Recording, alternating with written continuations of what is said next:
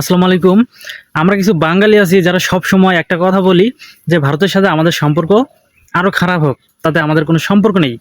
কিন্তু আসলে সেই সকল মানুষদের আসলে বোঝা উচিত যে ভারত যেহেতু আমাদের প্রতিবেশী এবং পাশের রাষ্ট্র, অর্থাৎ তাদের সাথে যদি আমাদের সম্পর্ক যদি ভালো থাকে তাহলে অবশ্যই আমাদের দেশের জন্য সেটা লাভজনক। কিন্তু এখানে সবচাইতে আরেকটা বিষয় হচ্ছে যে ভারতও যেহেতু বাংলাদেশের সাথে এই ধরনের আচরণ করতেছে সম্পর্ক খারাপের মতো, তাই এদিক থেকে বাংলাদেশেও আসলে একটু এরকম করতে পারে। কিন্তু আমরা যতটুকু আরকি ধারণা করি যে আসলে বাংলাদেশের সম্পর্ক তাদের সাথে ভালো থাকাটাই আমাদের জন্য বেস্ট। কারণ আমরা যখন আমদানি করব বা কোনো কিছু রপ্তানি করব, আর সেটা যদি কোনো সমুদ্র সীমা ব্যবহার করতে না হয়, অর্থাৎ আমরা যদি সেটা স্থল বন্দর দিয়েই যদি সেটা আমরা যদি আমদানি অথবা রপ্তানি করতে পারি, তাহলে সেটা আমাদের দেশের জন্য অনেক অনেক পরিমাণে ভালো।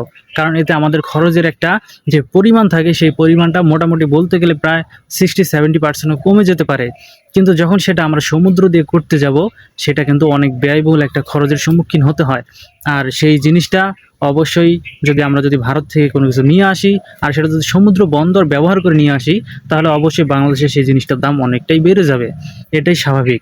তবে এখানে আরেকটা বিষয় হচ্ছে, সেটা হচ্ছে যে ভারতের সাথে যদি আমাদের সম্পর্ক যত দিন যাচ্ছে যেমন খারাপ হচ্ছে, তেমনই কিন্তু পাকিস্তানের সাথেও আমাদের সম্পর্ক ভালো হচ্ছে। আর এটা কিন্তু ভারতের জন্য মোটেও ভালো দিক না।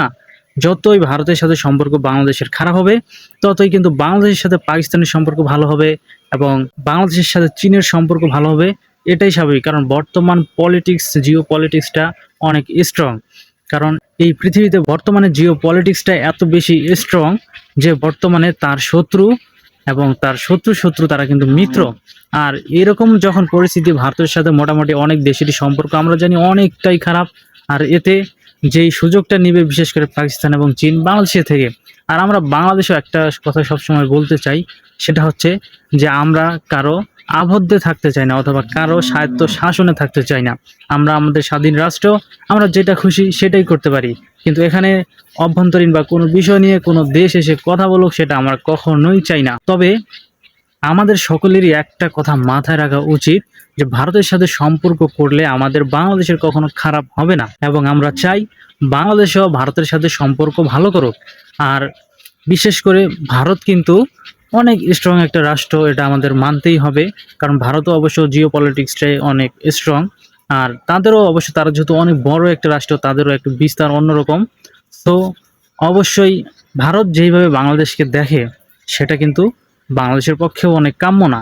কারণ এটা কখনোই বাংলাদেশ মেনে নিবে না। আর ভারতের এই ধরনের কার্যকলাপ যদি চলমান থাকে, কখনোই বাঙালিরা অথবা বাংলাদেশের জনগণ কখনোই ভারতকে সেইভাবে কিন্তু মেনে নিবে না।